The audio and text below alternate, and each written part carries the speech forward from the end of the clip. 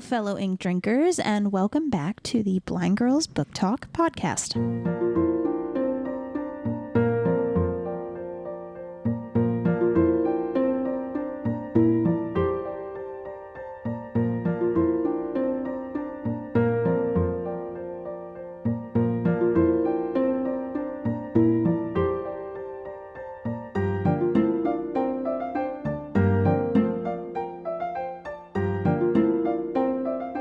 My name is Aria.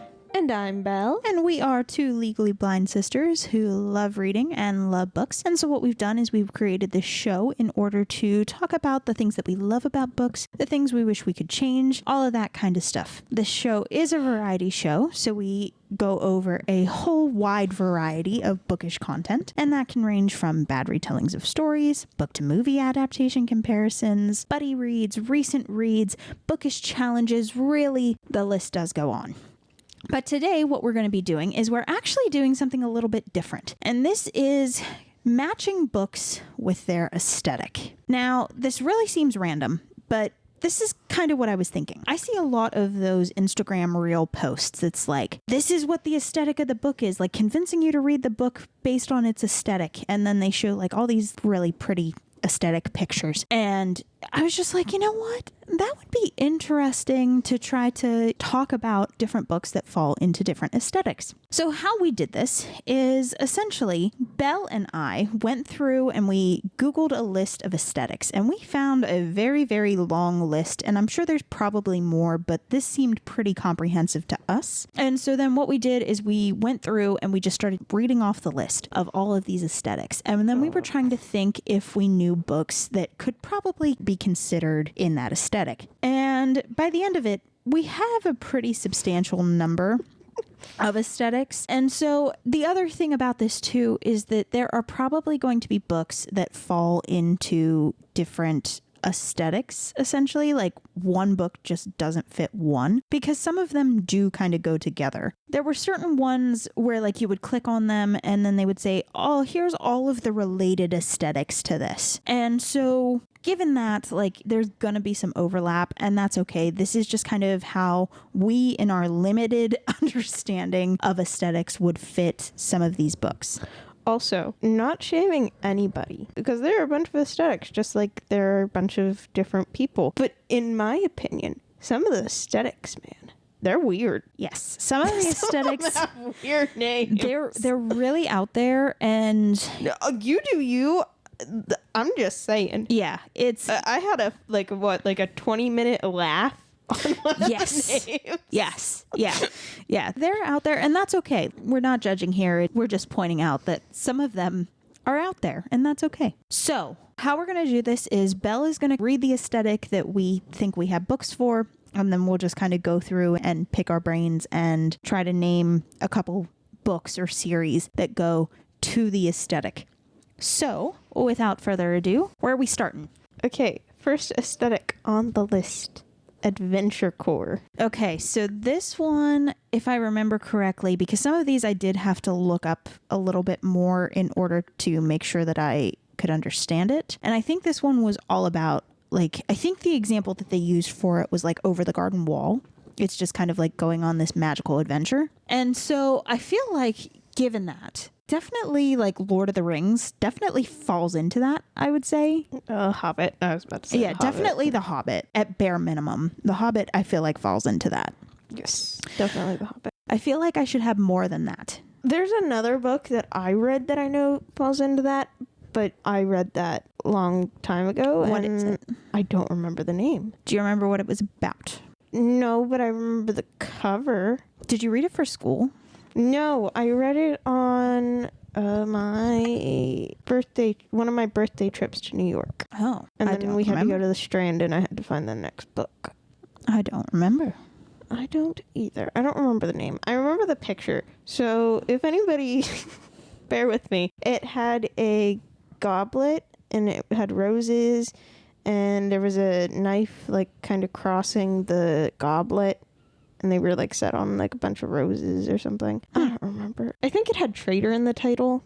If I remember. Trader? Yeah, I think. I don't know. It was a really weird Oh. find. I think I've seen this book that you're talking about, but I just don't remember the name of it. I don't either. But yeah, that would fall under.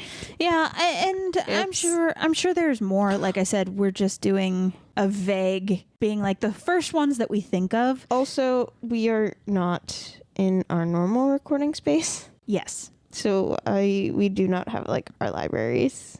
Yes, yeah. We are definitely recording on the road, and so we don't have access to all of our books. We are just kind of trying to go off memory here, which I think kind of adds to the challenge of this. Oh yeah, definitely adds to the challenge. Okay, what's next? Light academia. Okay, so this is more you. This is more me. Because I am definitely not real big on the... Like, I like some academia stuff, but, like, I'm not big on reading academia stuff because I'm just kind of like, I'm out of it, guys. So the one that I think would fall under this, and I'm going to probably bring it up for more of these categories, so I'm sorry, bear with me. The Bookworm's Crush. Yes. I would definitely say that one would be. Yes. Because, I mean, I haven't read it, but, like, just kind of the vibes from how you've explained it. Yeah, because, like, the girl is, like, loves knitting and, like, knits a bunch of stuff, and then... Yeah, that's definitely the vibe, I feel like, of that book. And I think I would agree. I wish I could think of literally any light academia book, but like I said, it's just not really my cup of tea. Well, okay, I should also preface this. It's not really my cup of tea either. Like, that specific style of academia. Yeah, you're kind of more of a light academia person, and I'm more of a dark academia person. No, you're not. Oh, I'm not? No. I thought I was. No, you're not. I'm more of like, okay, so in the aesthetic of academia, there's like A bunch of types. a bunch of subsets. I'm more just the classic with some dark, and you are like, you're just the witchy academia, honestly. Yeah, I kind of am. You keep trying to say you're not, but you are, so just accept your life. Just accept. Accept your fate. Okay, what's next? Dark academia. Oh, well, okay. So I know Ninth House. I didn't finish that book, but I definitely think that it has that vibe to it because it's kind of more secret society. It has darker vibes to it. And you would think that I would love it, but like I couldn't. I did not finish it, but I feel like that is definitely a vibe. 2 I have for this, The Inheritance Games Oh, yeah. and A Good Girl's Guide to Murder. Yeah. 2 of my favorites. Yeah. I'm trying to think. I feel like I should have more. Could you also include Stalking Jack the Ripper? I feel like it would fall into some other categories a little bit better. Yeah, I did too. Doesn't hurt to ask, though. No, I wasn't. Again, so we're just going off what we understand about all of these aesthetics. Yes, and there definitely are a lot of nuances. So, like, we're probably going to be, like, inserting our foots into our mouth at some point. Yeah. And we're sorry. We're not trying to, like, diss anything or, we're just going by what we know and what we understand. And if we're wrong, we're sorry. We will 100% admit that we are wrong. Yeah, fully. All right, what's next? The next one, American Revolution. Okay. So when this came up in the list of aesthetics, I could not believe it. Because I cannot believe that this is actually an aesthetic. I couldn't either, so like I had to ask Aria because we started off with Aria reading the list. I'm like, excuse me? Repeat that? Yes. So, I mean, honestly, again, I feel like I should have some, but I don't really have ones that are like purely set in that era. I do. And they are? I have the trilogy of the love story between Alexander Hamilton and Eliza Schuyler. Oh, yeah. And then I also have another book. I believe it's called The Trader's Wife. Okay. And it's about Benedict Arnold. Oh, yeah. And his wife. Okay. And her being the wife of Benedict Arnold. Yeah. So I have. Yes. Yeah. And like I said, I feel like I should have. I can't think of anything off the top of my head, and I haven't read anything like that recently. So, and plus, that would be like definitely a historical fiction, and historical fiction is not my cup of tea. Well, if it makes you feel any better, you definitely have something for the next 3. Oh, great. What's the next one? Autumn. Autumn. Okay. All right. I know I have, and I'm trying to think what is the best one for the vibes. I feel like maybe the first Zodiac Academy book. I feel like that kind of is definitely it's more set in autumn, like the beginning of the school year. So like, I feel like that's definitely a vibe. Well, I can tell you I don't have. At least not off the top of my head. So I have my Kindle with me. Like, this is the only thing I have. So it's only the things I've read on Kindle.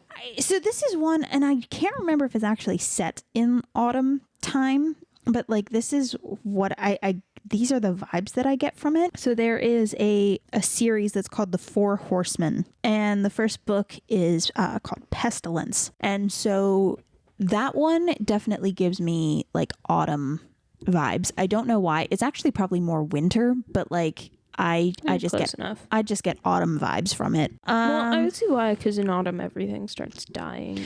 And actually, harvest. A Ruin of Roses, that series, that definitely also gives me autumn vibes. That one too. You ready for the next? Sure. Ancient Egypt. Okay. So for that one, I know there's the Rick Riordan. I know there's like an Egypt version. I haven't read that. I need to. I just haven't. I know that there is, I think the series is called Children of the Lamp. I'm pretty sure. And it has to do a lot with like ancient Egypt, and I think you pronounce it jinn, but it's like genies. That's how I pronounce it. I am probably pronouncing that wrong, and I am so sorry, but it's spelled Djinn. And I feel like that definitely has the vibes. There's also a series from one of my new favorite authors, and it is The Gods of the... I don't know how to say it. It's spelled Duat. And I always say duate in my head, but I don't think that's right. And I'm so sorry. I just can't pronounce things. Don't look at me. I have dyslexia. But it's a set of 3 books, and it's based on, it's like a romance, kind of paranormal, well, not paranormal, but Egyptian, well, I guess paranormal Egyptian gods romance series. I really liked it. I shouted out. It's really good. It's on Kindle Unlimited, so you could read it for free, and it's fun. Okay, we ready? Yes. Athletic. Okay, so for this one, I feel like the only one that I can think of is the cheat sheet, because the guy's a football player, the girl is a ballet teacher. Like, they're definitely very sporty vibes there. Those are the only ones I can think of. Again, don't look at me. I don't got. I know I don't. The next one, Bookstore Girl. Okay, so for this one, I feel like I should have 20 million. And the only one that I can really think of, well, one of the ones I can think of, I'll look through my list while Belle's talking about some of hers, but the gods of the word I can't say. The second book is on, oh my God, why did I do this to myself? The second book is on Thoth, Thoth. I'm sorry, Egyptian words are hard and I can't say them. But it's on him, and definitely that girl is definitely like a bookshop girl. There's also, I think so the first book of the series is Kiss of the Blood Prince. And in that series, in the first 2 books, the girls in the series, they are definitely more bookshoppy girls, I would say. They match the vibes. I can't think of any more, so go ahead while I try to look through and think of more. Okay, definitely the Bookworm's Crush. Yeah. There's also another one off the top of my head, The Night Shift. Okay. The girl in that she works at her university library, and she's very much. Any others? Yeah. mean, I feel like a lot of the ones I've been reading recently, it's like, I love books and I'm a quirky reader, but then like things happen and they like never talk about reading. So like I don't know about that, but I mean definitely those ones definitely for sure I think fit the vibes. Yeah, okay. Moving on. Do you remember this one? Because I don't. What is it? Cabin Core. Yes. So this is the one that is you. Did I have something for this? What was this?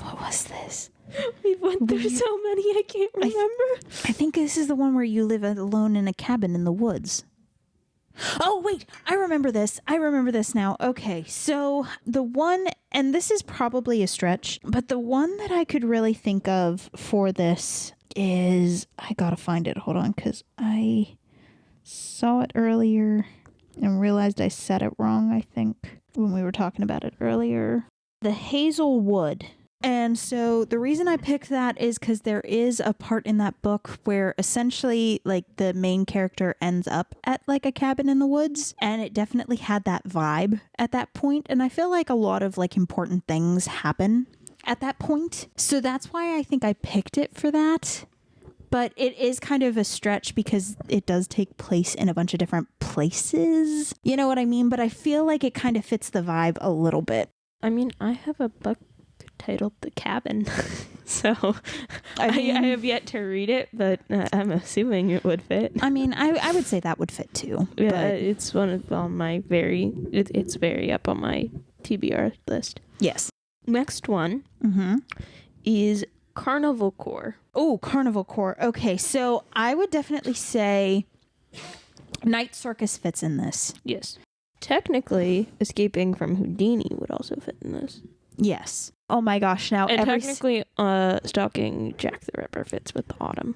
Oh yeah. Just yeah, you're right. Technically, you're right. I think that Ladies of the Secret Circus might fit this a little bit, because it's more of like a demented circus. Okay, well, if we're going under that, I can't remember. I think I had you try to read it. I don't know if you did or not. Carnival? Oh, yeah, Carnival. No, I haven't read it yet. It's on my TBR, and I need to read it. I'm just... I gave that to you, like, years ago. Yeah, you did. When it first came out. Yeah, you did. After I read it. Yeah, you did. And I attempted to read it. Yeah, you did, and it's still on my little stand, because I'm bad at reading things. Yeah, no, I think that would fit though. I think that a lot of people kind of put that in that vein. Yeah. I think. Yeah, because not even like Where Dreams Descend wouldn't fit in that, because that's more magic show. That's not really Carnival. Those are the only two that I can think of off the top of my head. Of course, I forget all of the circus books that I've read ever. Okay. Oh wait, no, lies. Water for Elephants. Okay. That would probably fit because it's a circus. That's it. So the list is actually very longer, but this episode is running very long. So we just kind of cut it. We were cutting it down. So that is just kind of our smaller list. Like I said, we'll probably do this again, maybe sometime next year. We'll kind of go through and we'll make lists and, talk about some things more and try to do this a little better. This is more of a challenge, what can you remember kind of thing. Yes. All right. Well, that about does it for this episode. Of course, if you like the show, if you like what you're listening to, please consider sharing the show with your friends. It would really help us to grow the audience and everything like that. And if not, hey, I can't make you do it. So, it's fine. And then what are we going to be talking about next time? Next time, we're going to be doing another author talk. All right. We will see you guys next time. Bye. Bye.